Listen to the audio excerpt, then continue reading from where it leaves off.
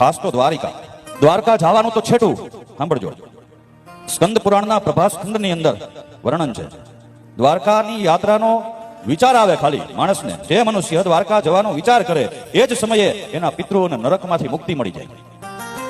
ગયા નથી હો દ્વારકા, હજી માત્ર વિચાર કર્યો કે મારે દ્વારકાની યાત્રા કરવા જાવું, આટલો વિચાર આવી જાય મનમાં, એ જ સમયે તેના પિતૃઓને નરકમાંથી મુક્તિ મળી જાય.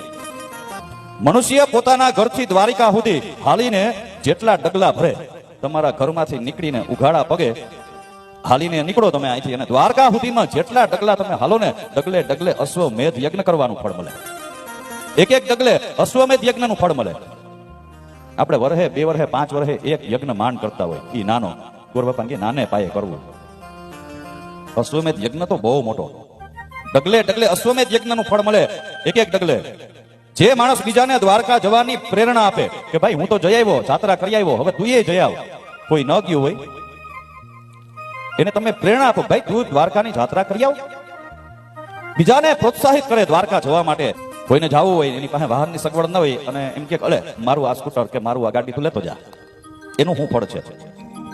જે માણસ પોતાનું વાહન આપે બીજાને યાત્રા કરવા માટે, એ વાહન આપનારને અંત સમયે જેમ હંસયુક્ત વિમાનમાં દેવતાઓ આવી અને એ વાહન આપનારને પોતાના ધામમાં લઈ જાય છે. દ્વારકાની યાત્રા કરવા માટે જે પદયાત્રા